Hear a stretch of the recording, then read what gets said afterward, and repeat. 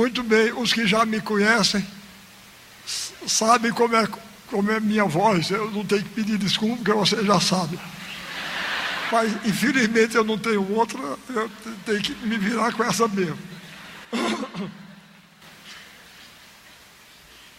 Eu, além de ter a voz feia e fraca, e baixa e rouca, eu tenho um pigarro desagradável, que é horrível para o professor, que eu sempre fui. Mas agora está até melhor, porque no tempo que eu fui secretário de Dr. Arraes, lá em Pernambuco, eu ficava muito aperreado, porque ele também pigarreava.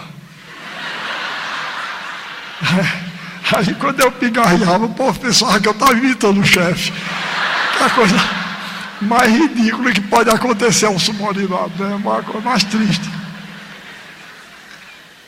Pois bem, outra coisa que está me preocupando um pouco é que eu já falei aqui em Brasília muitas vezes, nunca para um público tão grande. Você falei na universidade ou em alguns lugares reservados. Então, eu, como todo contador de história, eu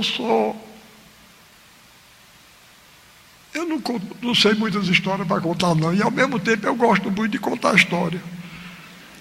Então, eu estou danado me repetindo. Eu estou com medo que você já tenha ouvido as histórias que eu vou contar aqui hoje. Mas, se alguém já ouviu, eu peço desculpa. Eu me lembro sempre, eu conto sempre uma história de Tobias Barreto. Tobias Barreto foi um sergipano que morava em Pernambuco, e juntamente com o Silvio Romero, ele tomou parte num importante movimento cultural que houve lá no século XIX, e é chamada a Escola do Recife. A atuação da Escola do Recife foi entre 1870 e 1880. E ele, Tobias Barreto, era pobre, feio e negro. Isso hoje é uma barra difícil, a gente sabe que ser negro não é defeito, mas infelizmente a sociedade agrária e feudal de Pernambuco no século XIX considerava mais uma feiura de Tobias Barreto. E então ele foi muito discriminado. Ele fez 3 concursos para a Faculdade de Direito do Recife, que era a instituição universitária mais importante então que havia. Mais importante, não era a única. Ele fez 3 concursos, ganhava o primeiro lugar, mas ia a famosa lista tríplice, nomeava o segundo ou o terceiro. Somente no último concurso que ele fez foi que os estudantes que gostavam muito dele pressionaram, e então ele foi nomeado. E então, com toda razão, ele ficou ressentido contra os professores da Faculdade de Direito, né? Ele falava, ele era muito ferino, muito engraçado. Ele aí dizia que um dia um professor lá da faculdade estava dando uma aula e contou uma anedota para ilustrar a aula, né? Todos os estudantes riram e um ficou sério. Ele disse: "Você não achou graça, não?" Ele disse: "Não, senhor, é porque eu sou repetente, eu já ri o ano passado." Pois bem, eu contava essa história por aí, agora eu estou vendo que eu estou ficando do mesmo jeito, de maneira... Se tiver algum repetente meu aí, pelo amor de Deus, me perdoe e finja que estão ouvindo pela primeira vez.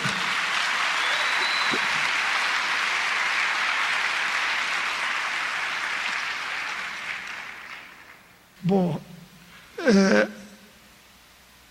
eu, na condição de secretário de Cultura de Pernambuco, eu criei essa tal aula espetáculo que hoje eu dou em todo canto. Mas, normalmente, lá, eu estou viajando pelo interior do estado todinho. E eu levo comigo músicos, bailarinos e cantores. Mas aqui não dava para fazer isso. E lá mesmo, às vezes, tem dificuldade. Então, eu criei 3 tipos de aula, dessas aulas de espetáculo que eu dou. Eu criei a aula plena, que sou eu, os músicos, os cantores e os bailarinos.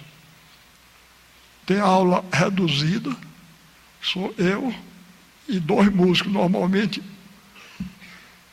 o violonista Antônio Madureira, compositor também, e o violinista, o rabequeiro. E tem a reduzidíssima, que sou eu sozinho. Infelizmente para vocês, hoje vai ser uma reduzidíssima. E depois para remediar um pouco isso, eu pensei em fazer umas projeções aqui. A gente gravou já números com os músicos, os cantores e os bailarinos, mas infelizmente houve um problema técnico, de maneira que vocês vão ter que me ouvir só eu mesmo. Mas eu vou tentar. Uma das coisas que eu fazia como professor, eu já fiz muita coisa nessa vida. Até advogado eu já fui. Olha, que me perdoe se tiver aqui alguém que é advogado ou que tem vocação para direito. Não leve a mal o que eu vou dizer, não. Eu estou falando do problema pessoal. No meu tempo, não havia essas opções que tem hoje, não. No meu tempo só tinha 3 opções: medicina, direito e engenharia. Quem era bom em conta de somar ia ser engenheiro. Não é o meu caso. Eu faço uma conta de somar 4 vezes, dá 4 resultados errados. Cada um diferente do outro. Bom, quem gostava de abrir barriga de lagartixa de manhã ia ser médico. Não gosto. E quem não dava para nada ia fazer direito. Foi meu caso. Bom, olha, muito obrigado. Muito obrigado. Deixa a luz assim. Eu não gosto de falar nesse escuro, não, porque eu não sou ator. Eu gosto de ver o povo. Tá? Obrigado. Obrigado. Aí, resultado, eu não dava para nada, mas não me leve a mal. Os que aqui, porque tem gente que estuda direito por vocação, e é uma bela vocação, mas eu não dava para aquilo, não. Eu fui estudar direito, inclusive porque me juntei com um bando de gente que não dava para nada como eu. Hermílio Palma Filho, que era diretor de teatro, Aloysio Magalhães, que era pintor, artista plástico, José Laurino de Mello, que era poeta, e afim. E nós, na faculdade, fundamos o Teatro do Estudante de Pernambuco, e eu passei os 5 anos. Eu não sei nada de direito. Eu estudava para passar. Uma véspera eu estudava assim, para ser aprovado. Agora, para vocês verem, me formei, aí não tinha emprego. Aí tinha um grande advogado lá, de Pernambuco, chamado Murilo Guimarães, e ele me chamou para trabalhar no escritório dele. Então eu fiquei lá, porque por falta de emprego, tinha opção nenhuma. Pois bem, olha, eu nunca sofri tanto na minha vida. Nunca sofri tanto. Inclusive, eu não tenho habilidade nenhuma. E para ser advogado, a pessoa tem grande habilidade, astúcia. Porque senão os ruins enrolam a gente. É como político também. Eu não tenho nenhuma vocação política. Quer dizer, eu milito politicamente como escritor. Sempre me dei, mas quiseram uma vez me escolher qualquer coisa lá. Eu digo, pelo amor de Deus, não faça uma desgraça dessa comigo, não. Tá certo? Eu tenho o maior respeito. A política levada a sério, Aristóteles dizia, é a arte do bem comum. É uma coisa nobilíssima. Mas se eu for lá, eu termino enrolado. E não faço nada, tudo errado. Pois bem, agora, vocês imaginem, eu ser advogado, eu não sei. Eu não sei nem usar um telefone. Esses meios, eu estou admirado que esse aqui está bem. Sempre que essas coisas eletrônicas, eu não simpatizo com eles e eles retribuem. A antipatia, está entendendo? De vez em quando faz. Eu estou até admirado que até agora não fez. Pois bem, então eu não gosto de telefone. Quando a moça que trabalha comigo lá já tem ouvido desaforo, que eu telefono para lá, eu quero falar com a Ariano. Ela disse, não está não. Então qual é o número do celular dele? Ela disse, ele não tem celular não. Houve o maior desaforo, que ninguém acredita. Eu quero lá negócio com o celular, um negócio que escraviza a gente. Eu não gosto de telefone nem convencional, quanto mais aquela desgraça do celular. E uma coisa mal assombrada, não é? Aí, pessoal falando com a gente, sem a gente estar vendo a pessoa. Não gosto não. Pois bem, e telefonema para mim tem que ser no estilo tradicional. Tem que dizer tudo. Tem que dizer alô, quem fala. Se não disser isso, eu me atrapalho todo. Pois bem, um dia eu estava no escritório do Dr. Murilo Guimarães, desse advogado. Eu estava sozinho, estava perto do telefone. Aí tocou o telefone, eu atendi. Em vez do homem dizer alô, quem fala, o homem disse logo, quem fala? Eu disse, Ariano Suassuna. Ele disse, desculpe, não é para ir não. Aí eu disse, meu Deus, ele queria falar com o doutor Murilo, fiquei com aquela agonia na cabeça. Aí tocou o telefone de novo, eu atendi. Ele disse, quem fala? Eu disse, Murilo Guimarães. Ele disse, como vai você, Murilo? Eu disse, eu não sou o doutor Murilo, não. Ele disse, por que é que diz que é? Eu disse, porque quando eu digo meu nome, o senhor desliga. Aí houve uma pequena pausa lá.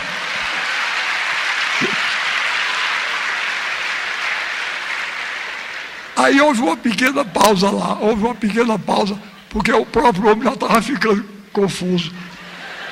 Aí ele disse, vai chamar Murilo. Eu disse, doutor Murilo não está não. Ele disse, e ele demora? Eu disse, eu acho que demora. Ele foi para a Europa. Ele disse, e por que o senhor não disse logo? Eu disse, porque o senhor não perguntou. Ele disse, e tem algum auxiliar dele aí? Eu disse, tem senhor. Ele disse, quem é? Eu disse, Ariano Suassuna. Ele disse, o senhor não sabe nem atender o telefone. O senhor deixa esse negócio, o senhor não dá para isso não. Aí eu deixei. Quando o doutor Murilo chegou, eu digo, doutor Murilo, eu vou deixar isso, eu não dou para isso não. Enfim, pois bem, então,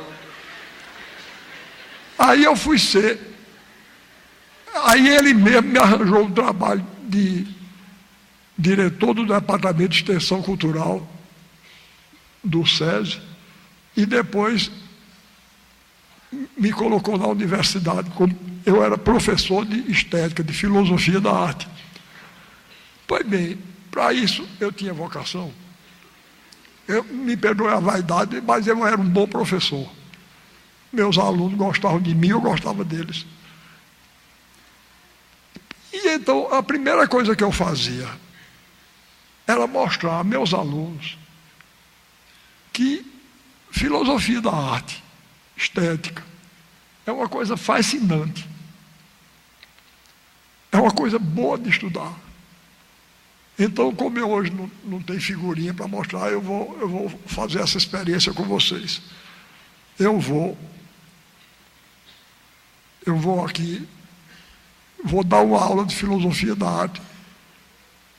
E eu garanto que eu não vou entediar vocês e vocês vão gostar de saber as coisas.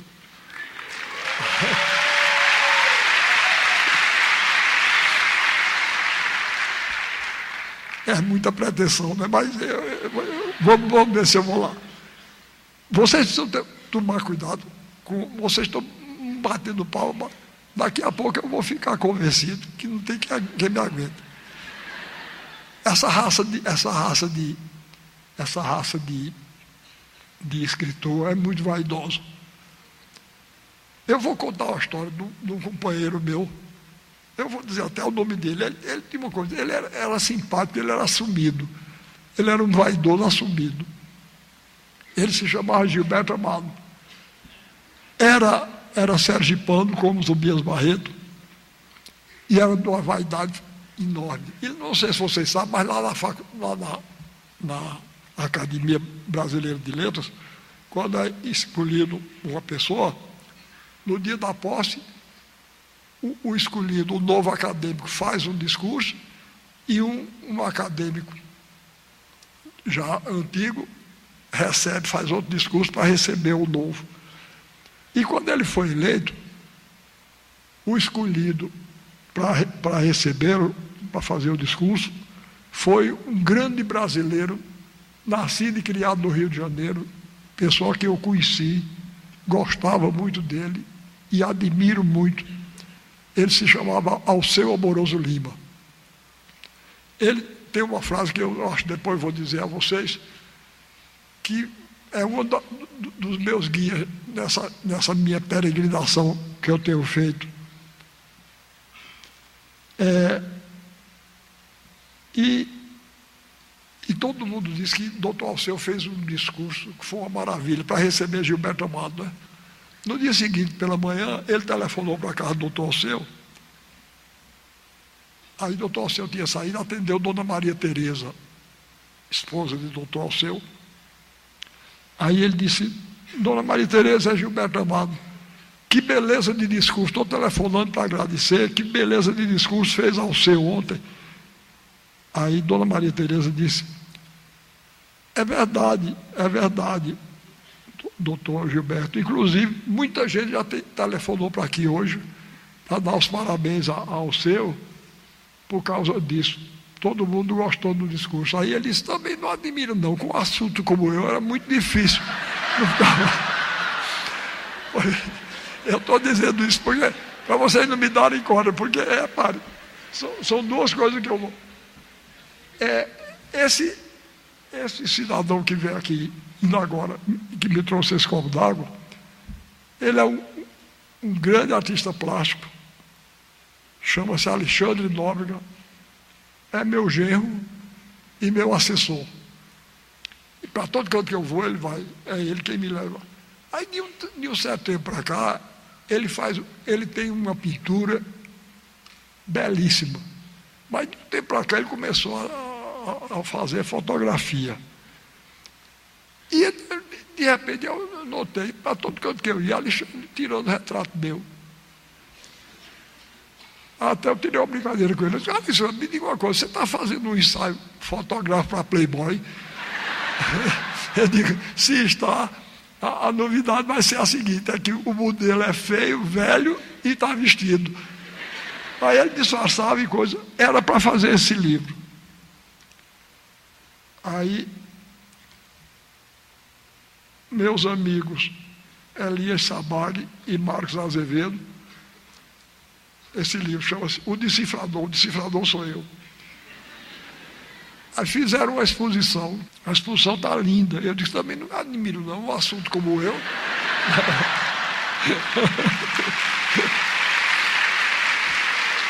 É assim, vocês aplaudindo essas coisas aí.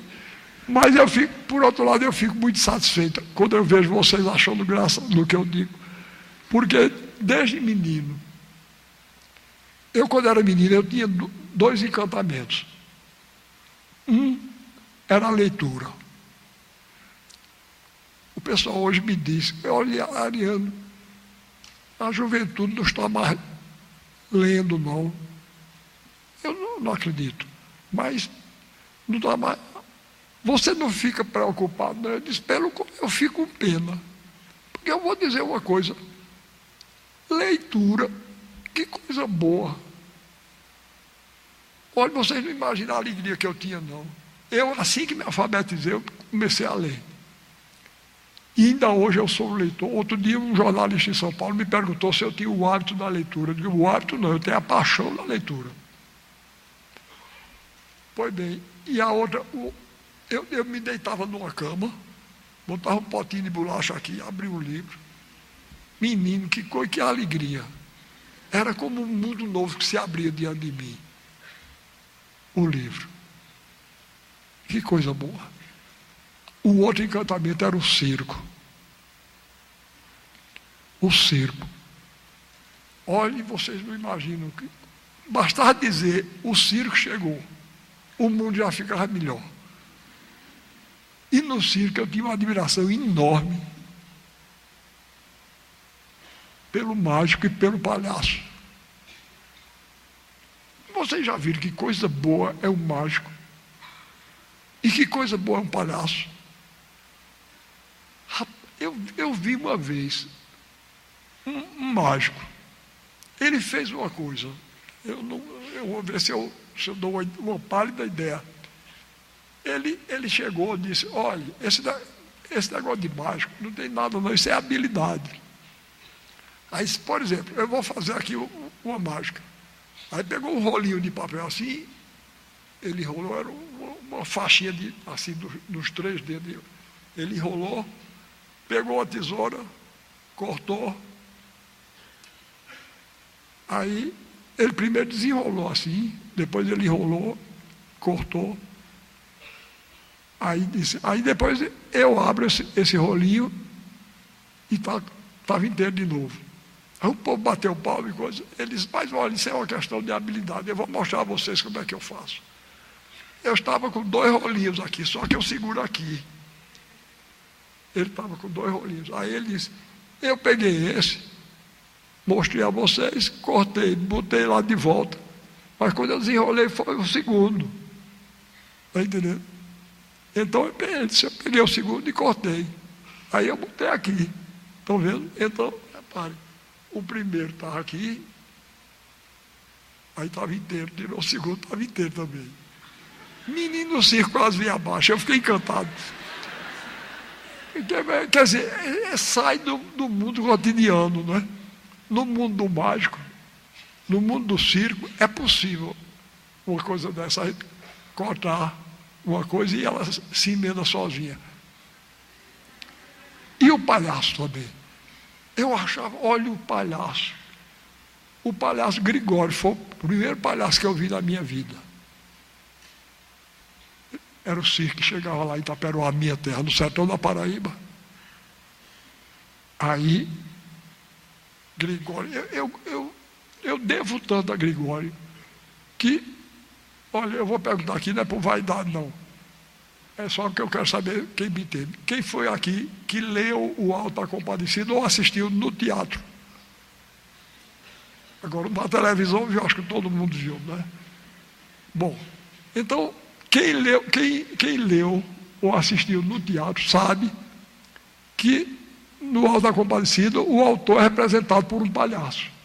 Eu pedi para que o autor fosse representado por um palhaço, porque eu queria realizar aquela minha vocação. Pois bem, então eu nunca fui. Estou sendo agora. Tá certo? Esse grupo que eu criei, eu batizei de circo da onça malhada, e o palhaço sou eu. Não abro mão para ninguém. Tá certo? Sou palhaço e sou o dono do circo. E outro dia fiquei orgulhosíssimo. Uma moça de Minas Gerais escreveu um livro, uma enciclopédia sobre o circo no Brasil. E teve até um nome muito bom, Enciclopédia. Em vez de ser enciclopédia, ela foi enciclopédia.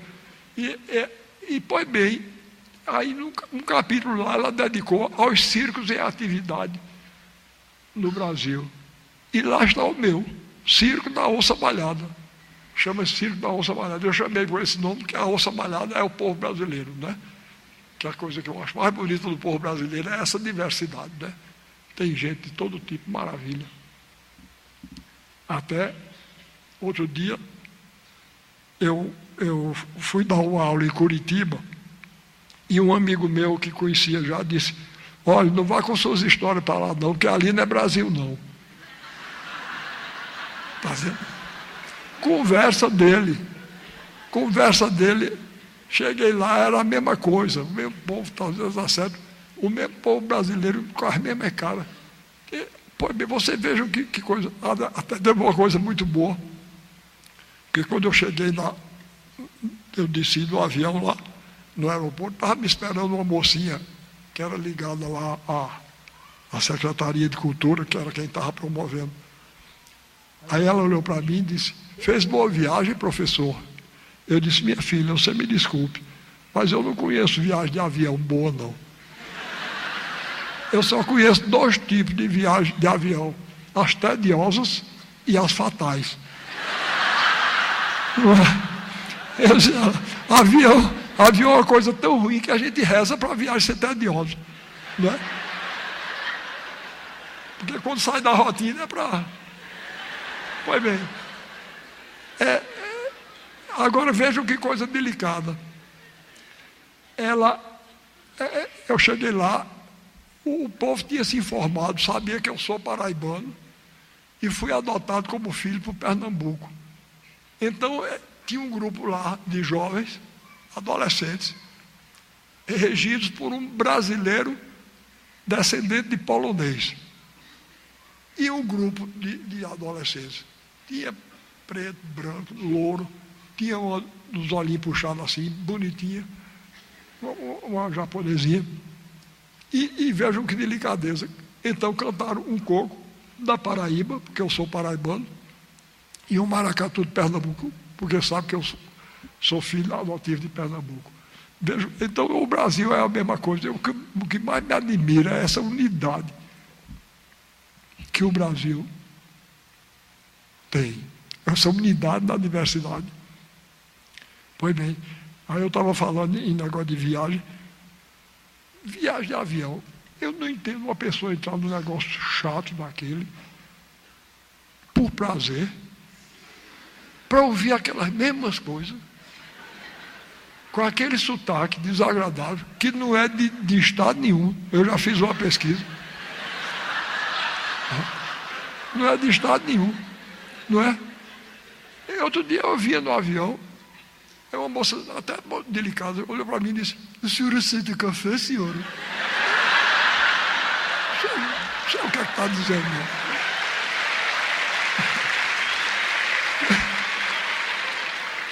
Eu fiquei com vontade de dizer a ela: olhe, fale como jeito que eu lhe respondo. Mas, e depois eu sei, além de chata a viagem, a gente ouve aquelas mesmas conversas. Eu já não aguento mais, não. Eu estou com 86 anos, já ouve em português, depois ouve em inglês. Não é? E depois eu gosto muito de teatro, porque eu sou de teatro, mas aquela mímicazinha.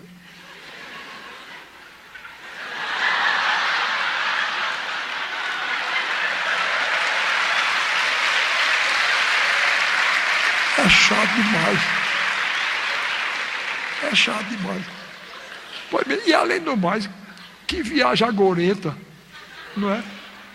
A primeira coisa que eu faço quando eu me sento no avião é olhar. Vocês já viram aquela frasezinha que tem lá, né? Para flutuar, use o assento da poltrona. Flutuar? Flutuar onde? Eu não vim aqui nadar não, minha senhora, eu vim aqui voar. Não é? Repare que agora, danado. Para flutuar, use o assento da poltrona. Pois bem, uma vez eu fiz uma viagem cansativa, desgraçada. Eu peguei um avião em Porto Alegre, desceu em Florianópolis, desceu em Curitiba, São Paulo, Rio. Aí eu ia para Belo Horizonte. No Rio, eu troquei de avião. Fui para outro avião. Já eram 7h30, eu já estava moído, cansado, exausto. Aí quando eu me sentei assim, que eu olhei, lá estava a frase. Para flutuar. Aí eu, para tirar os olhos, eu recostei a poltrona assim, olhei para cima. Sabe o que tinha escrito? Bolsa para sobreviver na selva. É para que é a gorda da peste? Ou não? Ou não? Vai bem. Então, com essas disposições todas, vejam bem, eu vou tentar, eu gosto muito de rir. E gosto de fazer rir. E eu sinto que nisso, o povo brasileiro é meu companheiro, está entendendo? O povo brasileiro gosta de rir. Até de si mesmo. A gente, não é? Até de nós mesmos a gente manga. Mas o riso é uma coisa muito importante. O riso é uma coisa muito importante.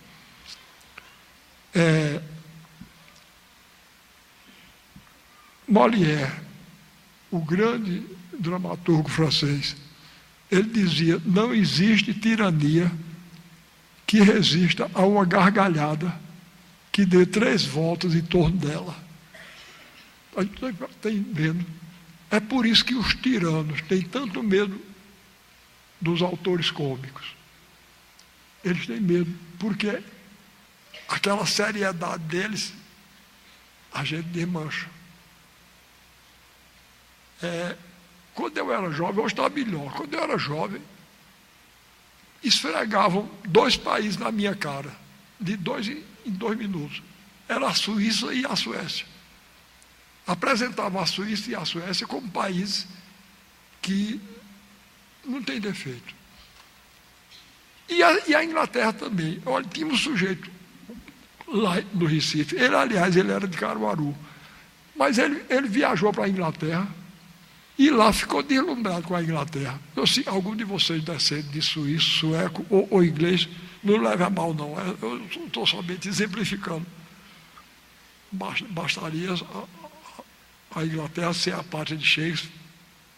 Shakespeare sozinho salva aquilo tudinho. É mesmo. Pois bem, então o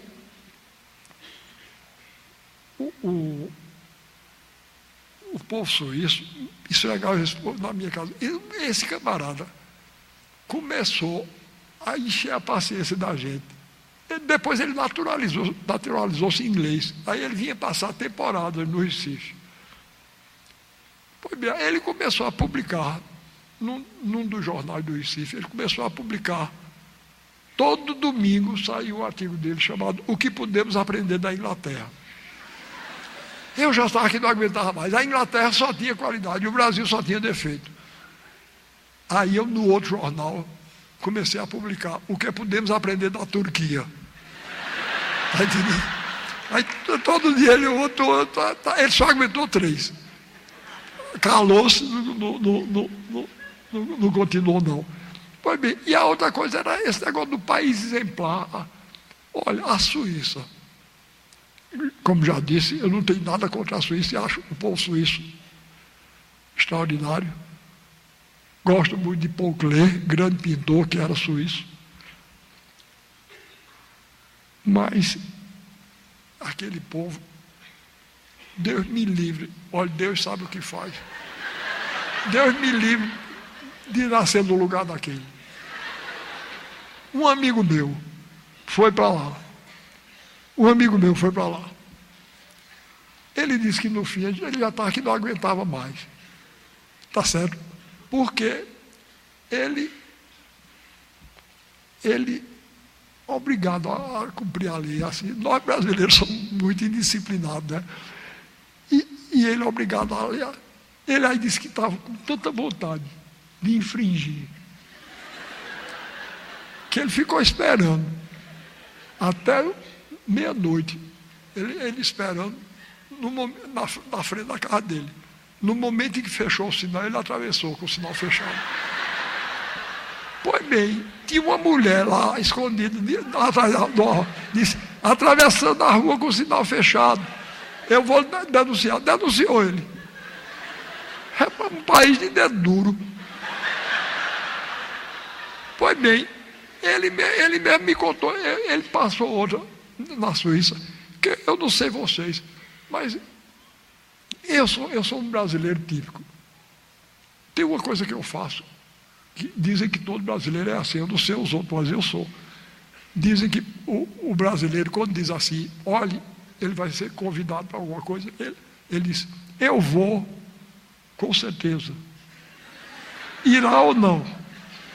Mas se ele disser assim, eu vou fazer toda a força para ir, não vai de jeito nenhum. Tá? Eu sou desse jeito mesmo. A gente não quer negar na hora, né? Pois bem, outra coisa, eu sou do tempo da carta, né? Hoje quase não tem mais com o negócio de e-mail, né? Eu chamo as coisas do jeito que eu vejo escrito. O pessoal chama e-mail, mas eu chamo e-mail, que está escrito e-mail. Mas eu ainda sou do tempo da carta. Pois bem, eu recebia muita carta. E eu não tenho tempo de responder, não. Eu sou muito ocupado.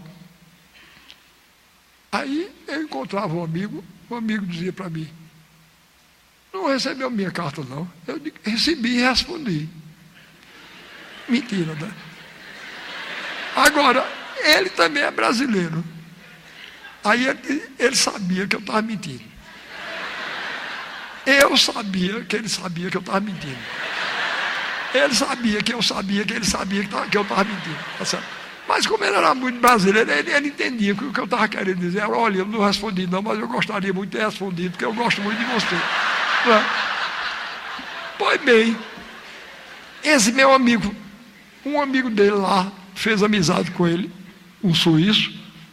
Aí o suíço disse, Miguel, o nome dele é Miguel Monteiro Santos. Miguel, eu faço aniversário, vou comemorar meu aniversário sábado, vá lá em casa, ele está certo. Aí ele não foi. Quando foi na semana seguinte, encontrou com o amigo disse, rapaz, você não foi ao meu aniversário, não? Ele disse, você não recebeu meu telegrama, não? O suíço disse, como é? Você me mandou um telegrama. Repare que... Aí Miguel disse, mandei. Ele processou o correio. Repare que sujeito chato dos 600 dias.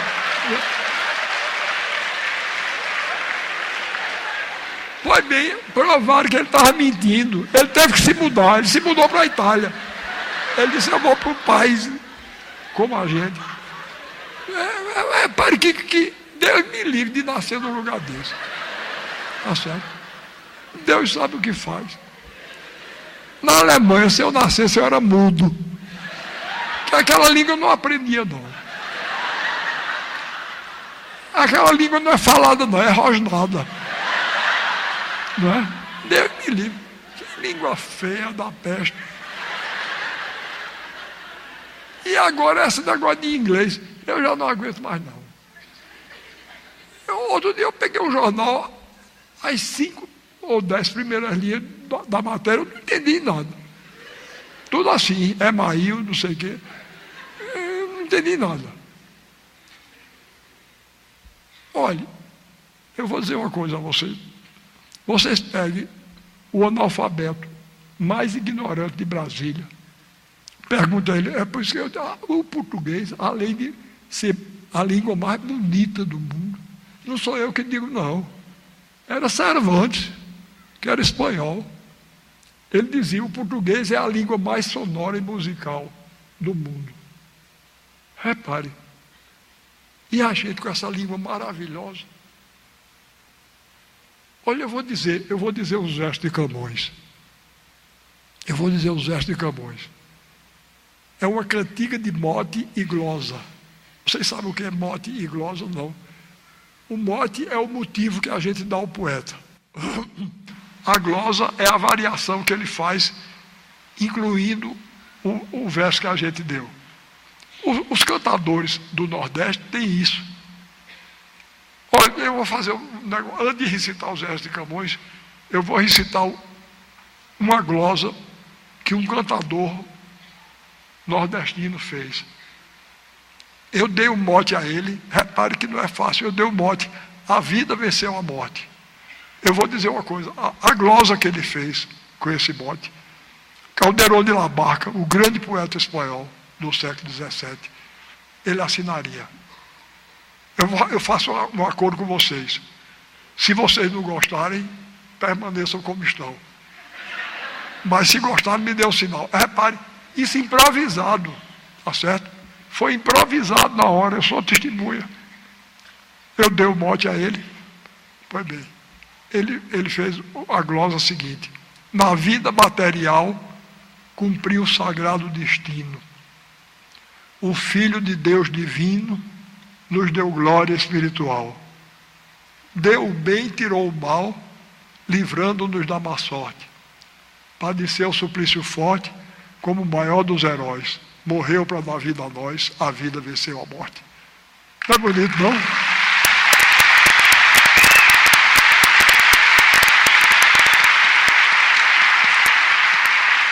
Pois bem, Camões pegou uma cantiga popular portuguesa do tempo dele e glosou, fez 2 estrofes glosando o último verso da cantiga, do mote. O mote era o seguinte: descalça vai para a fonte, Leonor pela verdura, vai formosa e não segura. Vai formosa e insegura, né? Vai formosa e não segura. Aí ele glosou, repare que beleza. Descalça vai para a fonte, Leonor pela verdura, vai formosa e não segura. Na cabeça leva o pote, o texto nas mãos de prata, cinto de fina escarlata, sainha de chamalote. Traz a vasquinha de cote, mais branca que a neve pura, vai formosa e não segura. Descobre a touca, a garganta, cabelo de ouro entrançado, fita de cor de encarnado, tão linda que o mundo espanta. Chove nela graça tanta, que dá graça à formosura, vai formosa e não segura. E aí?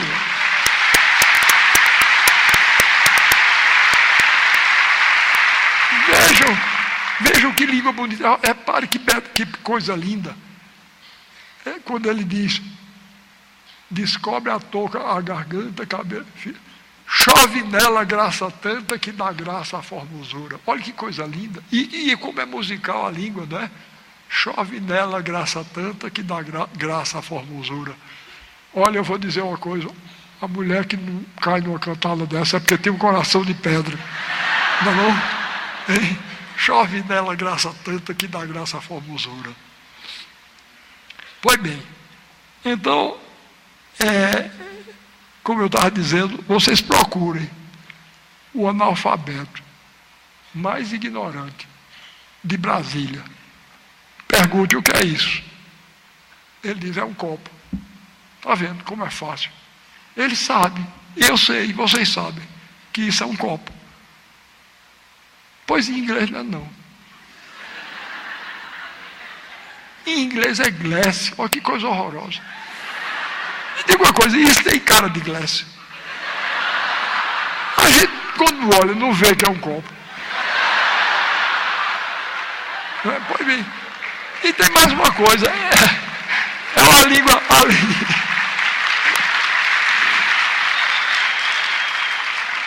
Além de feia, é uma língua pobre. Porque em inglês, copo é glass. E vidro é glass. A gente tem 2 palavras, tem uma. Para dizer um copo de vidro em inglês, dizer um glass de glass.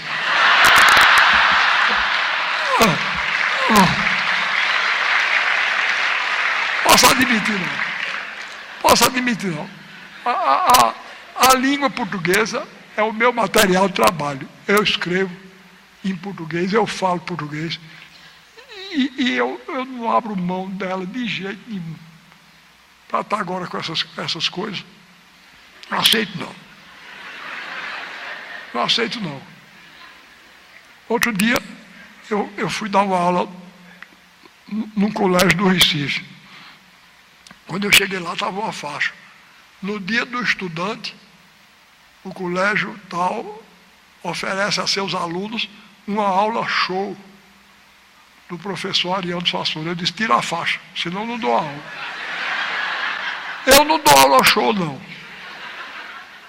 Eu dou aula espetáculo. E show.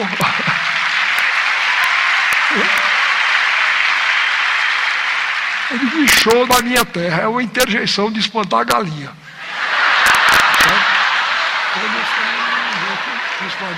Só li o horóreo. Pois bem. Então, pois bem, eu gostando de rir, gostando de fazer rir. Eu desde muito moço, eu comecei a querer saber por que é que a gente acha graça em determinadas histórias. Pois bem, é essa aula que eu sei que eu estou falando demais, mas eu acabo já. Obrigado, mas não me dei muito na corda não, que eu falo muito, viu? Eu falo muito.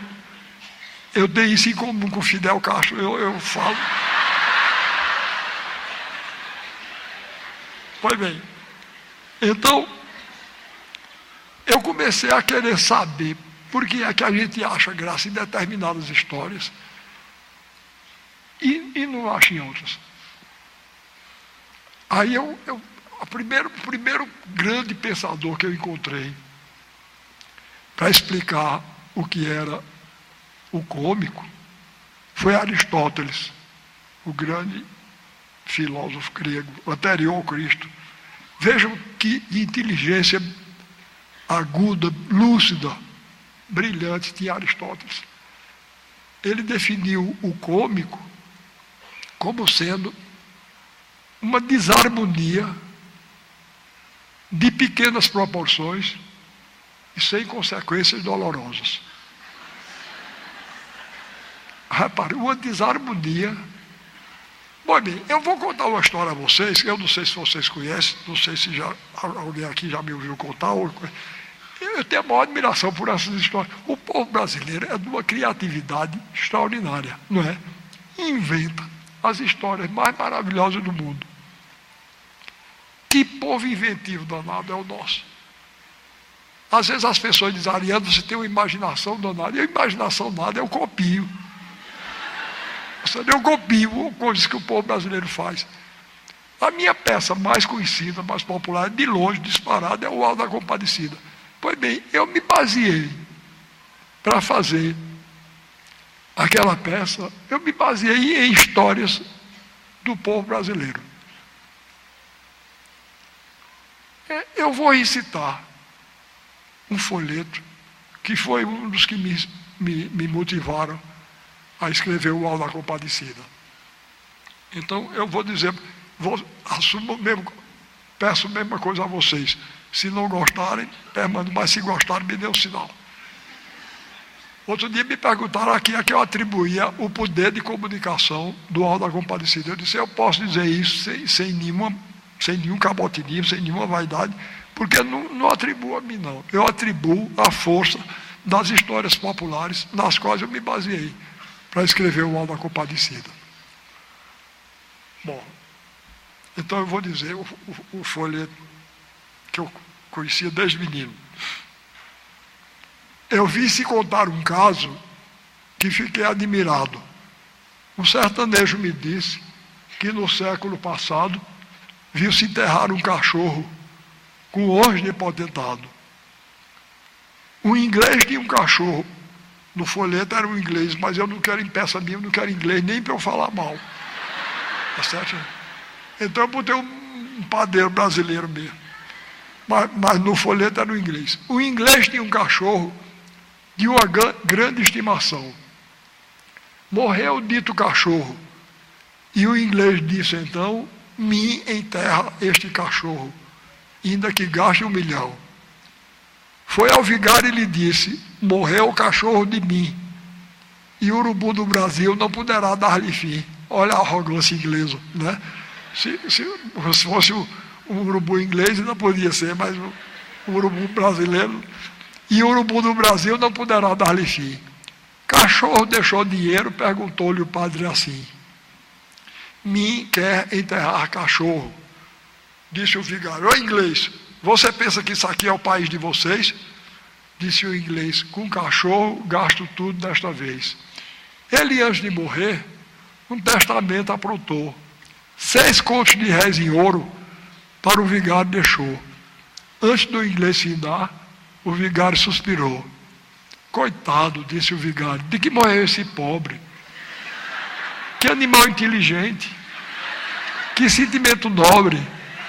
Antes de ir para a cova, fez o presente do cobre. Leve lá para a igreja que eu vou encomendar. Isto é, traga o dinheiro antes dele se enterrar. Que esses sufrágios fiado é possível não salvar. E lá se foi o cachorro, o dinheiro foi na frente. Teve imponente o enterro, missa de couro presente, ladainha, etc, etc. Melhor do que certa gente. Mandaram contar ao bispo que o vigário tinha feito o enterro de um cachorro, o que não era direito. O bispo reclamou muito, mostrou-se mal satisfeito. Mandou chamar o vigário. Pronto, o vigário chegou. Às horas, sua excelência, o bispo lhe perguntou: então que cachorro foi que o reverendo enterrou? Foi um cachorro importante, animal de inteligência. Ele, antes de morrer, deixou para Vossa Excelência 3 contos de réis de ouro. O vigário resolveu rachar, né? Ele, antes de morrer, deixou para Vossa Excelência 3 contos de réis em ouro. Se eu errei, tenha paciência. Não errou não, meu vigário. Você é um bom pastor. A culpa é do... Desculpe eu incomodá-lo. A culpa é do portador. Um cachorro como esse se vê que é merecedor. Não está vendo?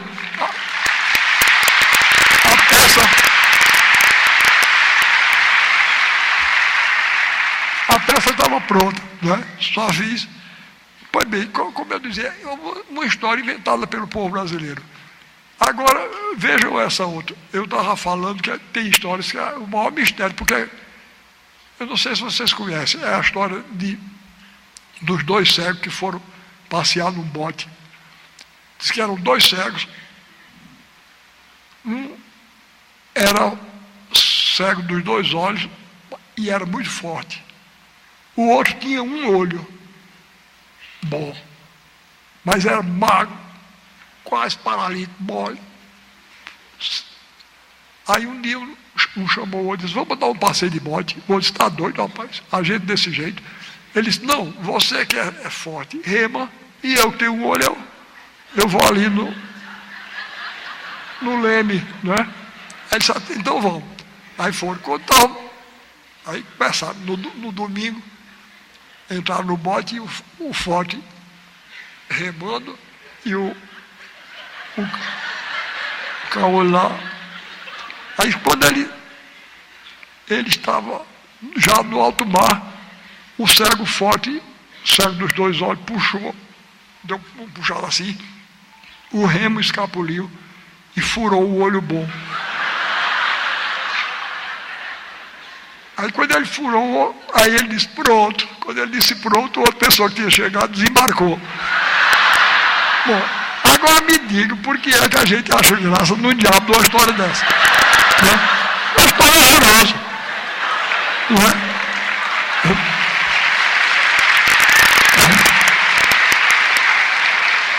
Pois bem, mas vocês vejam o seguinte, e eu estou dizendo isso para comentar a definição de Aristóteles, não sei se ainda estão lembrados. Uma desarmonia de pequenas proporções e sem consequências dolorosas. A primeira coisa que eu fiz foi comunicar a vocês que era uma história inventada pelo povo brasileiro. Então, os 2 cegos são 2 personagens abstratos, imunes ao sofrimento, né? Não sofrem, eles não existem. E depois, mesmo assim, tem um momento perigoso da gente sentir compaixão, que aí o riso desaparece. É o momento em que fura o olho. Eu, de propósito, então, eu fiz um gesto de palhaço, não é? Aí eu disse: pronto. Aí vocês riram, claro, porque eu anestesiei a sensibilidade de vocês, para vocês não se aperceberem das possíveis consequências dolorosas da ação. Estão entendendo? Vejam como a definição de Aristóteles é aguda, não é? Bom, dito isso, eu disse a minha admiração pelo povo brasileiro, pelas histórias que ele inventa.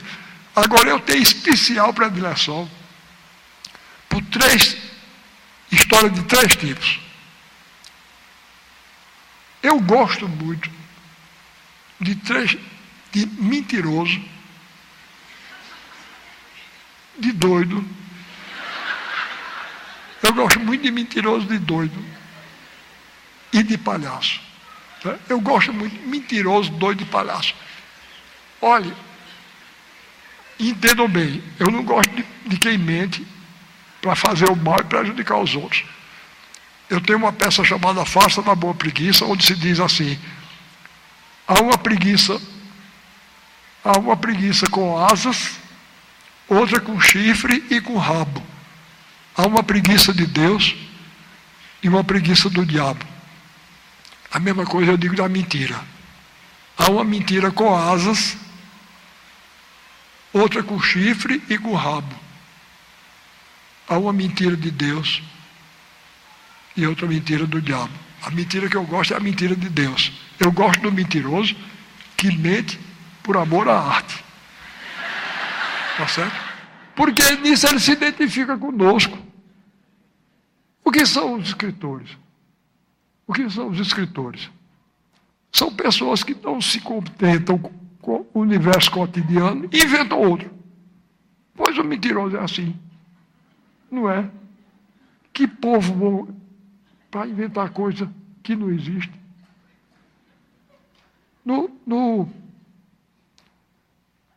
Lá no Recife, eu estou cultivando um mentiroso. Ele me disse que o pai dele era o maior produtor de mel de abelha do estado, porque conseguiu fazer um cruzamento de abelha com vagalume. E os mestiços trabalham de dia e de noite, à luz das velas. É uma maravilha. Tá bom.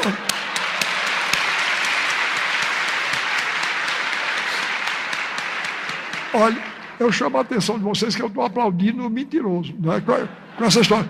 Eu estou dizendo isso porque outro dia um escritor do Rio de Janeiro, ele disse que eu me empolgo tanto com o que falo, que às vezes aplaudo a mim mesmo. Eu não estou aplaudindo a mim mesmo, não. Quando vocês me aplaudiram, eu parei. Eu estou aplaudindo o mentiroso, porque isso é uma história linda, né? O abelhume não existe, não. Mas devia existir, ele então inventa. Pois bem, e nós escritores? Eu estou falando do Auto da Compadecida. Vocês já notaram que a Compadecida é uma enorme mentira? O Auto da Compadecida é uma mentira enorme. Não é? Mas se João Grilo pegasse um cangaceiro de verdade e fosse com aquela conversa da bexiga do cachorro, não sei o quê, ele levava um tiro na caixa dos peitos, que ele passava o resto da vida morrendo. Mas ali é um mito demais. Então é mentira.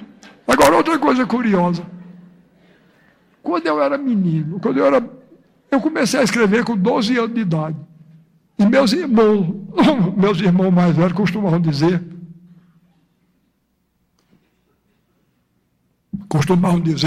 que eu era um assassino danado. Porque quando eu não sabia o que fazer com o personagem, eu matava. E é verdade. O primeiro conto que eu escrevi era uma história de um camarada que ia para a Revolução de São Paulo, em 1932, voltava. Quando ele chegava de volta para o sertão da Paraíba, encontrava a mulher dele com um urso. Aí matava a mulher e o urso e se suicidava. Matei os 3. Sobrou ninguém. Pois bem, aí eu achava muita graça nisso que ele dizia, mas depois eu vi que é mesmo. Depois, adulto mesmo. Vocês já viram o Auto da Compadecida? É minha peça cômica, que o povo... Mas mata todo mundo, né? Todo mundo morre fuzilado, não é? Só escapa Chicó. Porque eu tenho uma simpatia por ele, porque é um mentiroso. Eu salvei Chicó, não é?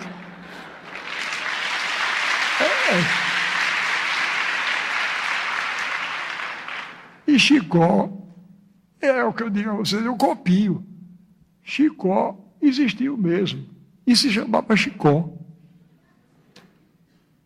E era um mentiroso. É uma coisa. Eu vou contar a vocês uma história que eu não coloquei no Alto da Compadecida. Veja que história boa. Ele falava que ele tinha passado um tempo no Amazonas. Aí você imagina um mentiroso com um motivo desse, não é? E ele contava histórias tremendas da Amazônia. Uma delas está lá no Alto da Compadecida, aquela história do Pirarucu, não é? Que puxou ele para cima.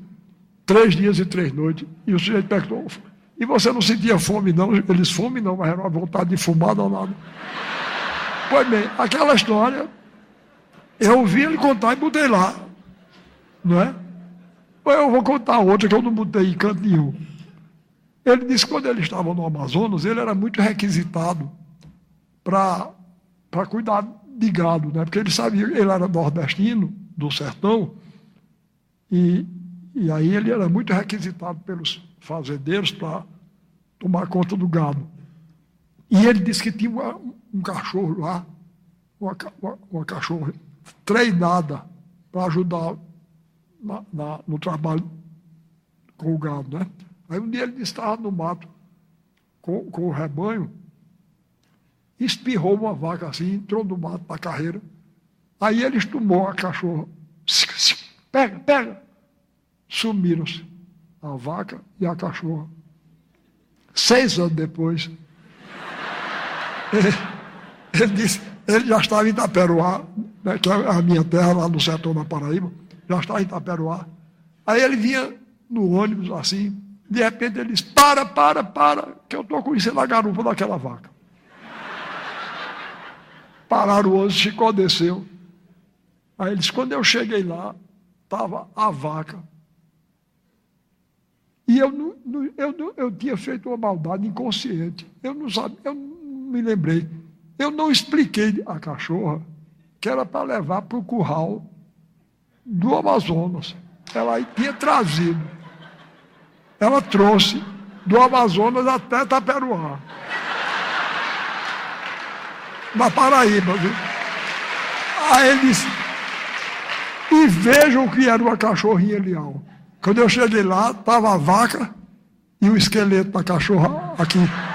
Ela tinha levado até Itaperuá. Chegou lá, ela mordeu a bochecha da vaca, ficou assim e ficou me esperando. Eu não cheguei, a bichinha morreu. Aí o camarada disse: mas Chicó, e os ossos de manchar nele? Ele disse: não sei, só sei que foi assim. Não é uma história maravilhosa.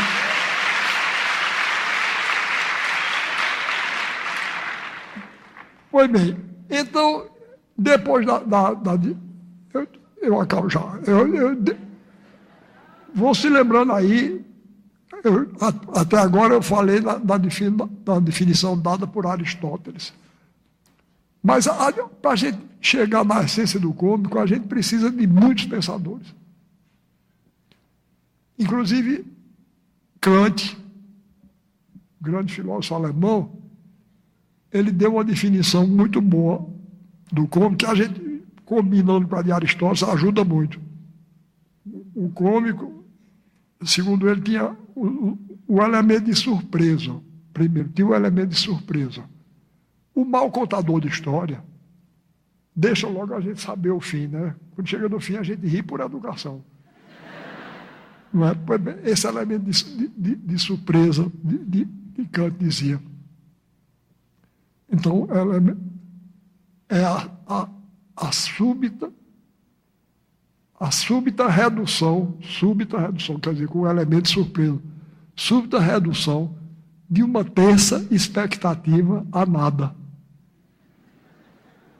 A gente ri quando a gente está cria-se uma expectativa grande e, de repente, essa expectativa é reduzida a nada.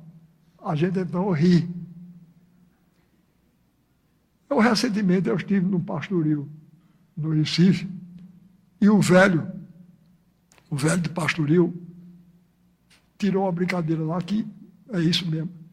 Ele foi apresentar as pastoras dele. Botou 5 moças assim. Disse: essas são minhas pastoras e eu vou dizer o nome delas. Pata, Peta, Pita, Pota e Creusa. A gente cria a expectativa, não é de... Então, vocês vejam, eu não gosto de palavrão, tá certo?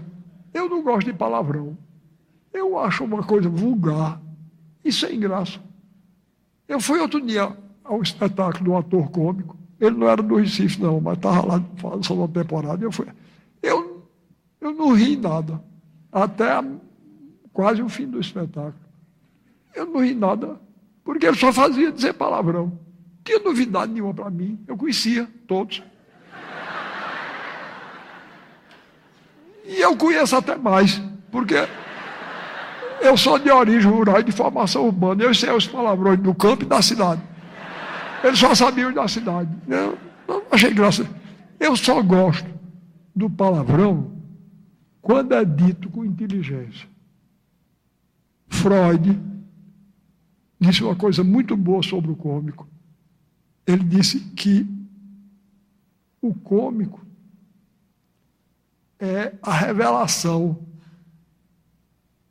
do obsceno por baixo do simbólico, sendo o simbólico mostrado por palavras de aparência inocente. Repare como isso é curioso.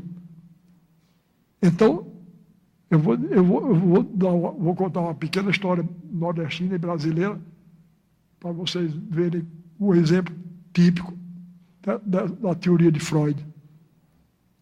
Então, o pessoal conta que numa feira do sertão, no Nordeste, estava um profeta que ganhava a vida profetizando as coisas dos outros, né? A vida dos outros. Aí chegou um sujeito implicante, disse, isso não é verdade não, isso é charlatanismo. Ele ficou indignado, né? O meio de vida dele. Ele disse, não senhor, não é charlatanismo não, isso é verdade. Você quer ver eu provar que é verdade? Você duvida que eu lhe diga onde está seu pai nesse momento? Aí o camarada disse, como é, rapaz? Você vai dizer onde é que está meu pai agora? Ele disse, é. Ele está, se você disser, eu acredito. Onde é que está meu pai? Aí o profeta se concentrou assim e disse, seu pai está num bar em Campina Grande, tomando cerveja. Aí o camarada disse, rapaz, você quebrou a cara. Eu aceitei de propósito. Meu pai morreu há 12 anos atrás. Aí o profeta disse, quem morreu foi o marido de sua mãe. Seu pai está lá.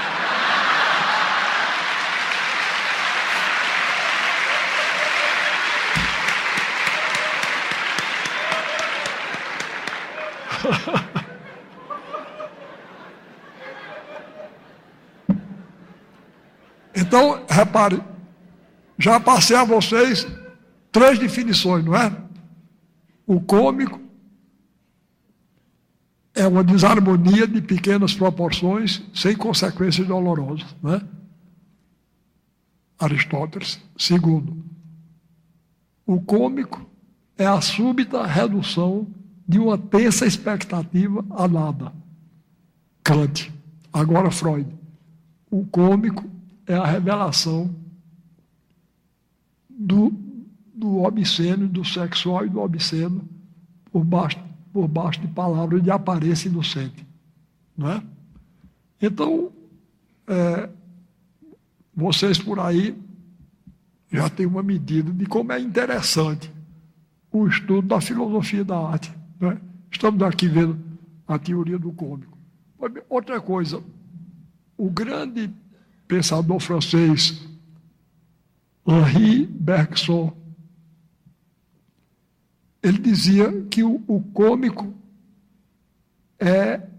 resulta da superposição do mecânico ao vivo. Vejam bem, eu sei que fica bem difícil de entender assim, mas eu vou explicar e vocês vão entender. Ele dizia que a gente ri quando a gente espera um acontecimento ou uma história que tenha a inventividade e a graciosidade da vida. a mobilidade da vida. E, em vez disso, o que aparece é alguma coisa de mecanizado, de grosseiro. Ele dizia uma coisa muito curiosa: por que é que a gente acha graça numa queda? Aí ele dizia: porque se o espírito mergulhasse a carne de tal maneira que a carne também se espiritualizasse, nós nunca cairíamos. Ao escorregar, nós faríamos um movimento gracioso de recuperação, mas a gente cai feito uma tábua. Mecanicamente, vem a superposição do mecânico ao vivo. Estão vendo? Ele perguntava: por que é que os gêmeos são engraçados? Realmente, não sei se vocês já viram, eu já vi. Trigêmeos iguais. Por exemplo, se eu tivesse 2 irmãos gêmeos, eu entrava aqui agora, vocês aceitavam. Aí entrasse outro igualzinho. Aí vocês já ficar. Quando entrasse o terceiro, vocês caíram na gargalhada. Por quê? Porque dá a impressão que a gente tinha sido fabricado em série, não é? Mecanicamente, não é? Outra coisa, ele dizia: por que é que um movimento, por que é que um tique nervoso, por que é cômico? Ele dizia: porque dá a impressão de que uma mecânica se instalou no corpo da pessoa. Tique nervoso, né? Não é? Dá a impressão que ele é governado por uma mecânica, que não tem liberdade sobre os seus movimentos. Então, ele dizia: o movimento é cômico quando dá a impressão de que uma mecânica se instalou no gesto da pessoa. Eu contei essa história já aí da televisão, não sei se vocês viram. Lá no Recife, tem um sujeito, eu não sei se ele não é mais vivo, não, camarada chamado Benedito Mucica. Eu não sei nem o nome dele, o apelido era esse. Chamavam também calango elétrico. Porque ele não controlava o movimento, não, né? Pois bem, aí o pessoal conta, no tempo que calango elétrico era vivo, era no tempo tinha uns bondes no Recife, chamavam bonde Zeppelin, porque eles eram feitos da cor de alumínio. Aí, disse que um dia, e não tinha cobrador, não tinha borboleto, não. Naquele tempo era um cobrador que vinha cobrar a gente. E tinha até a metade, da frente até a metade do bonde, as cadeiras eram assim, a gente ficava. Mas da metade para o fim, tinha 2 bancos compridos, que o pessoal chamava cara dura, porque a gente sentava e ficava olhando. O bonde saía assim, a gente olhando. Cara dura. Pode ver. Aí disse que um dia calango elétrico. Nesse tempo, o ônibus custava 50 centavos. Aí, calango elétrico chegou com a mulher e só tinha um lugar no cara dura de cá e outro lado. A mulher de calango elétrico sentou lá, e ele sentou aqui. Quando o cobrador chegou junto dele, ele deu uma nota de 50 mil reais, seria 50 reais hoje, 50 mil reais. Aí quando ele foi apontar a mulher, ele fez.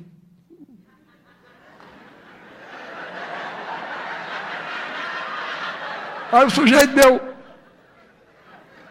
R$1,50 de troco. Ele pagou todo mundo, porque a pessoa que ele está.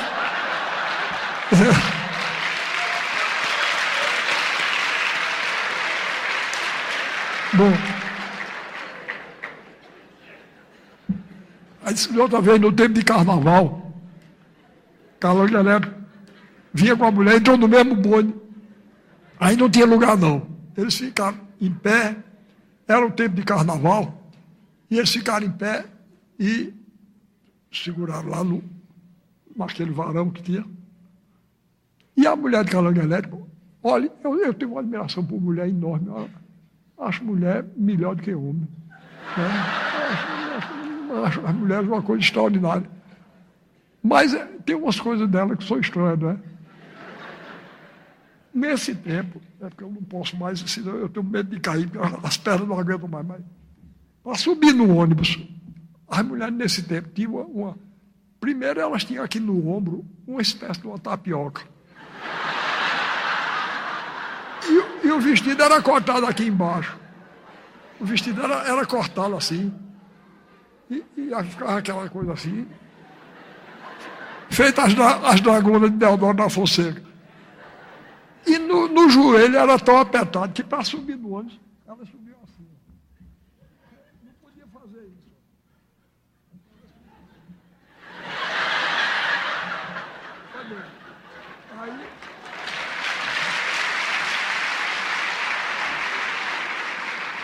Aí ficar lá em pé, e a mulher de calangarete assim, com aquilo cortado aqui, ela parruda. Aí sobrava um pouco da musculatura aqui. Aí lá vinha um bêbado. Aí quando ele avistou aquilo, ele não aguentou. Aí, deu um beliscão na musculatura. Aí Calangarete puxou o revólver para tirar do bêbado. Mas quando ele puxou o revólver, ele fez... Pá! Atirou para trás. Aí quando ele atirou, vinha subindo um bombeiro, com aquele calango assim, naquele cap, né? Aí a bala passou aqui e arrancou.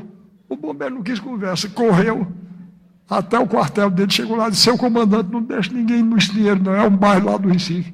Não deixa ninguém no estreiro. Está uma perseguição aos bombeiros lá, horrível. Olha, eu não fiz nada, levei um tiro aqui que eu não sei como não vou. Pois bem.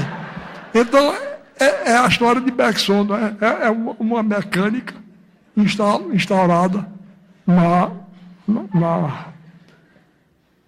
no gesto da pessoa. Enfim, vocês estão vendo que o estudo da filosofia da arte pode ser uma coisa interessante. Então, eu quero agradecer profundamente, Penhora. Muito obrigado. Muito obrigado.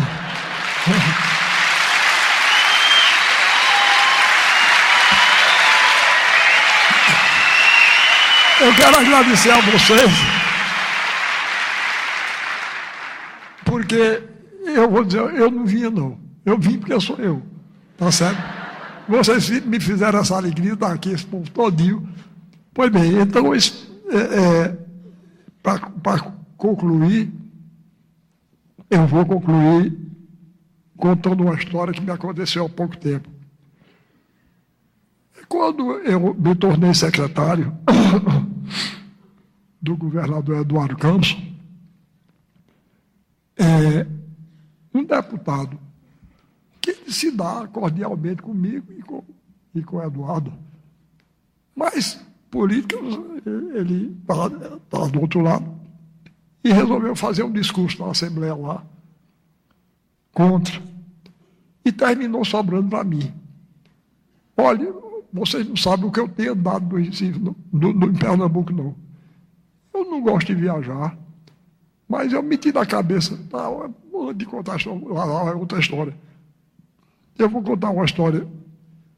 Eu não sei se vocês devem ter recebido um programa. Olha aí. A arte como missão. Eu vou confessar uma coisa horrorosa a vocês. Eu me convenci, num certo tempo para cá, eu me convenci que o povo brasileiro tinha me encarregado de uma missão, que era essa que eu estou cumprindo aqui agora, procurando cumprir, de mostrar ao Brasil que o Brasil é um grande país, tem uma grande cultura, e o nosso povo é um grande povo. Então, eu meti na cabeça que o povo brasileiro tinha me encarregado dessa missão. Até que eu comecei a descobrir, eu me lembrei de uma história, dessas histórias brasileiras. Diz que um dia um doido, eu gosto muito além de mentiroso, eu gosto muito de história de doido. Não sei se é por identificação, mas eu gosto. Eu tenho um primo, Saul, que ele disse uma vez, Ariano, na família da gente, quem não é doido, junta pedra para os outros jogarem no povo. E eu acho que é verdade mesmo, porque, repare uma coisa, para todo canto que eu vou, eu levo essa caixinha aqui.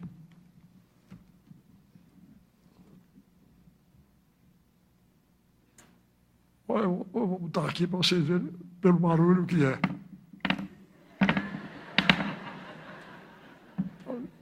pedra. Quer dizer, eu estou na fase de juntar pedra, né? Mas essas pedras têm um significado para mim que vocês não imaginam.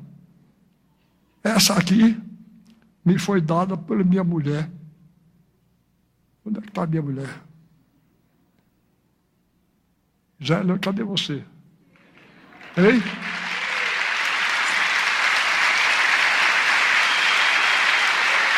É ali? Pois bem, aquela mulher ali.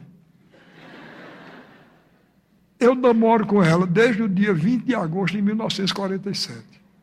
Não acabou ainda. Nem vai acabar. Certo? E ela conhece a peça com quem é casada. Aí ela, em 1948, a gente chegou na beira do Rio São Francisco. Ela sabe a importância que o Rio São Francisco tem para mim.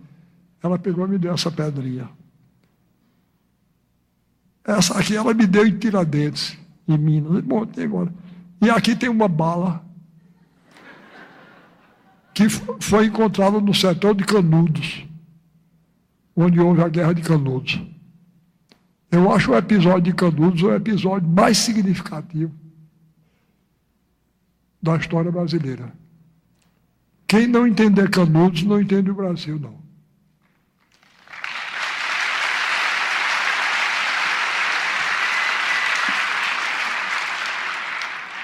Machado de Assis dizia que no Brasil existem dois países.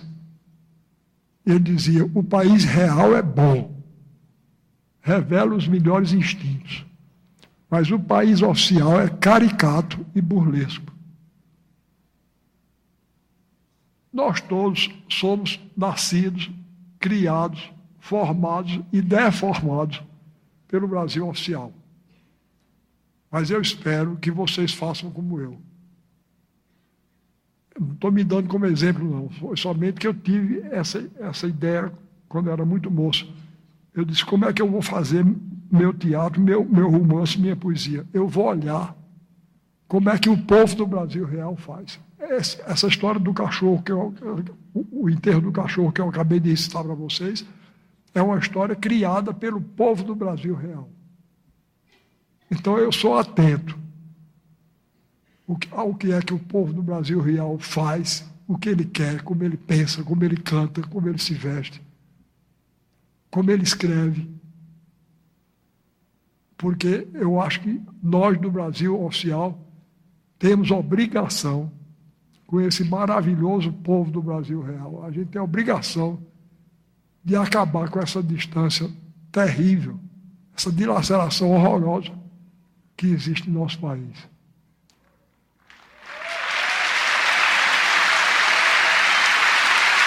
Obrigado.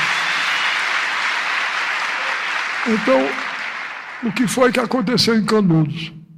O povo do Brasil real levantou a cabeça, se organizou numa sociedade que não sofreu nem deformações, nem imposições que lhe viessem nem de cima nem de fora. O Brasil oficial foi lá e encontrou a cabeça dele, na pessoa de Antônio Conselheiro, o profeta. Então eu ando com essa balinha aqui, para não me esquecer disso nunca. Mas bem, então, como eu disse, em cima desse carro, para cima e para baixo, sem gostar de viajar, mas eu comecei a cumprir minha missão. Já visitei 87 municípios do interior de Pernambuco.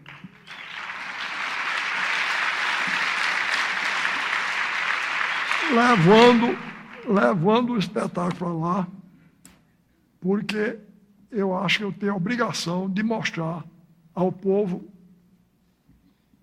uma alternativa para essa arte de quarta categoria que ela não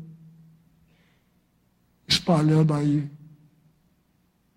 corrompendo o gosto do nosso povo, do nosso grande povo, procurando nivelar tudo pelo gosto médio.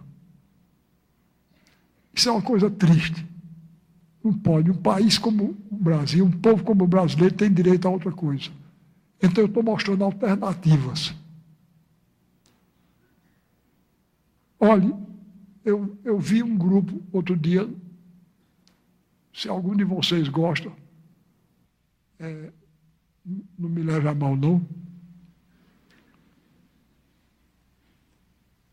é um grupo chamado a Banda Calypso. Eu comecei a falar mal dela, porque repare o que estavam cantando. Eu vou cantarolar para vocês verem que beleza.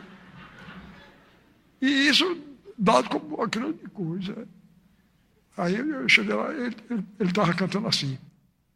Era uma mulher que cantava e o guitarrista acompanhava. Aí dizia assim: se você quiser me conquistar, você tem que suar. Eu já achei ruim, mas ele achou tão bom que resolveu fazer variações. Aí continuou: se você quiser me conquistar, você tem que balançar. Se você quiser me conquistar, você tem que rebolar. Uou, uou, uou, uou, uou, uou, uou.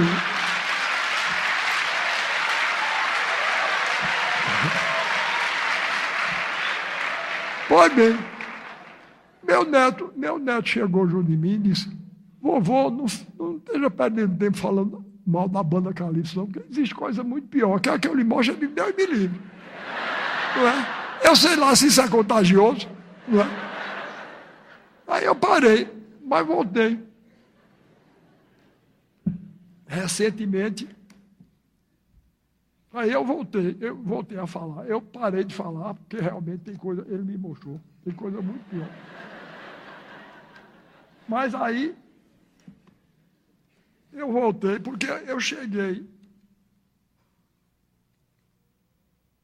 em São Paulo, aí estava na primeira página do jornal.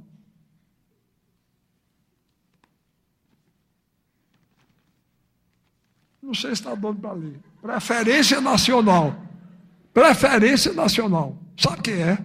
A Banda Calypso. Preferência. Olha, esse é o guitarrista e essa era a mulher que estava cantando. Olha bem, eu fiquei com vontade de escrever a folha e dizer a ela: olha, Preferência Nacional, uma exceção. Um homem chamado Ariano Suassuna, no Paraíba.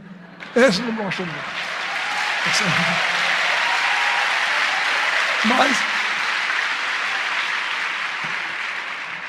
Mas o que me deu mais raiva, foi que eu cheguei no meio, aí estava um homem chamado, eu vou dizer o nome dele, Eduardo Miranda, produtor e jurado de programa de televisão. Deve ser um gênio, né? Pois veja o que ele disse aqui. Repare, a Calypso é a verdade do povo brasileiro. A verdade do povo brasileiro. Eu me senti pessoalmente insultado. E acho que vocês têm o direito de se sentir também. Não é? A Calypso é a verdade do povo brasileiro. O Chimbinha...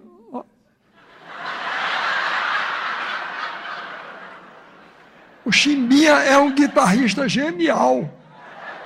Eu digo: olha, eu sou um escritor brasileiro. Meu material de trabalho é a língua portuguesa. Se eu gasto um adjetivo como genial, se eu gasto com Chimbinha, o que é que eu vou dizer de Beethoven? Não é?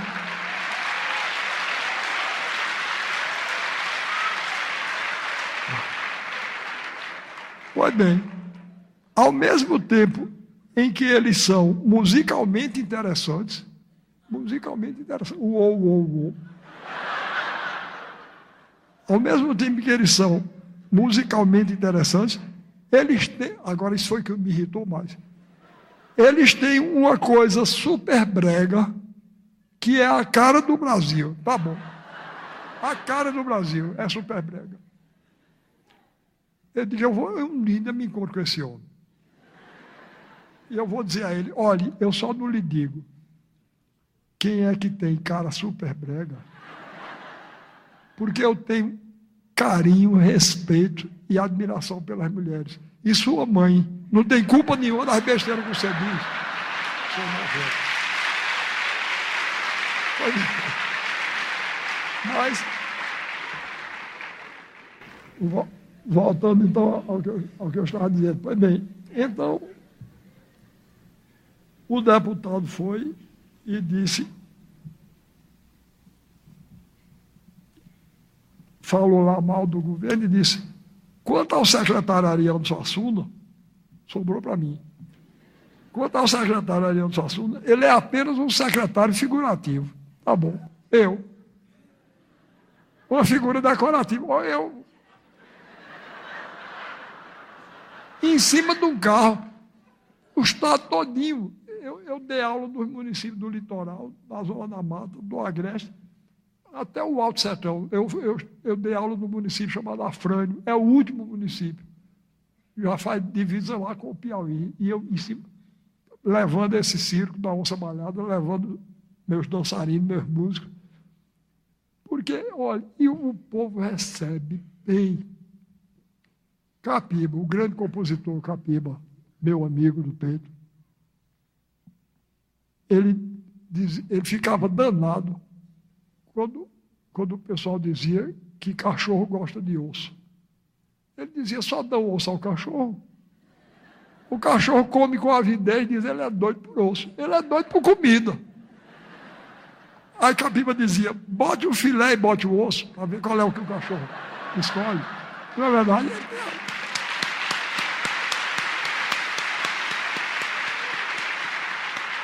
Pois bem, o que está me deixando indignado é que não estão dando direito ao povo brasileiro, principalmente aos jovens, o direito de entrar em contato com o filé. Só dão osso a eles.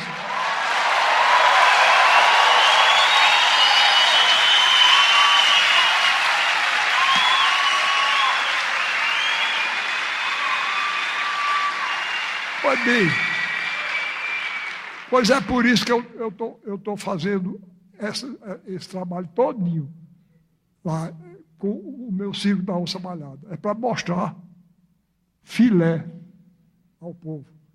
E mostrar que o povo, eu queria que vocês vissem, acorre em massa. Acorre em massa. Eu dei uma aula num lugar chamado Belém de São Francisco, lá no sertão do Rio São Francisco. E uma velhinha, quando terminou, uma velhinha do povo, chegou junto de mim e disse, professor, eu nunca pensei na minha vida de ver um espetáculo bonito desse antes de eu morrer. Repare que coisa. Me pagou de tudo quando foi de canseiro, de tudo. Pois bem, e o miserável dizer que eu sou um secretário figurativo. Quer dizer, o governador tinha me nomeado só para eu ficar com cara de secretário. Sim. E para ele dizer que conta comigo na equipe. Olha, inclusive eu não gosto, não. Se tem algum secretário aqui, não leve a mal, que eu estou brincando. Eu não gosto de ser chamado por um fato muito... Lá, quando eu era menino, no sertão da Paraíba, tinha lá um jumento vadio que eu andava na rua sem dono. Sabe como era o nome dele? Secretário. Aí eu vou lá me orgulhar do negócio dele.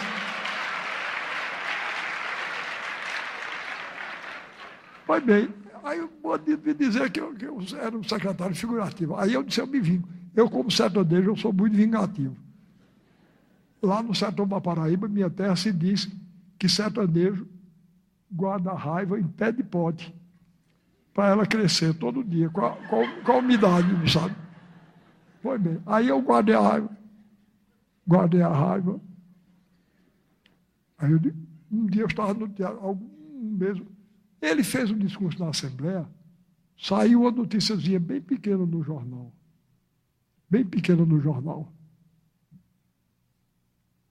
E ele nunca pensou que eu tivesse lido, mas eu li. Aí eu estava no teatro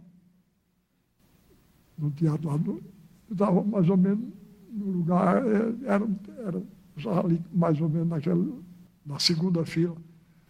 Aí, quando ele entrou, ele fez um Judas Iscariotes. Olha, eu não estou me comparando com o Nosso Senhor, não, mas ele pode ser comparado com Judas. Porque ele se diz meu amigo e veio com essa história. Quando ele me avistou, ergueu teatralmente os braços assim e disse: querido Ariano, como vai? Eu disse: figurando.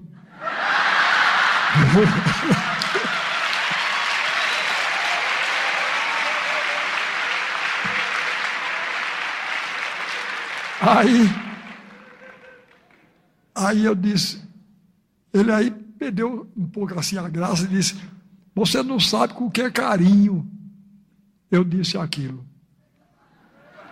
Aí eu disse: eu imagino como não é você quando fala com raiva. Eu falo com carinho desse jeito. Então, quando eu me encontrar com ele agora, eu vou dizer a ele: olha, eu posso até ser um secretário figurativo, mas eu estou mostrando minhas figurações. Não é só em Pernambuco, não. Estou mostrando no Brasil todinho. Tá certo? Para isso, porque eu acho que o meu povo tem direito a uma arte. Não estou falando de mim, não. Estou falando dos músicos que andam comigo. Dos músicos, bailarinos e cantores. Ali, sim, a cara do Brasil é aquela. Eu lamento não estar aqui para vocês verem o que é a cara do Brasil. Para dizer Eduardo Miranda. Então eu disse a ele: então eu estou mostrando minhas figurações pelo Brasil todinho, principalmente pelo estado de Pernambuco, que é onde eu trabalho. Agora, você disse que falou daquele jeito comigo carinhosamente. Você não sabe como é que se fala carinhosamente, como é que se recebe carinhosamente. Não. Se você quiser aprender, você dê um pulo comigo ali em Brasília, que você vai ver como é que se recebe carinhosamente.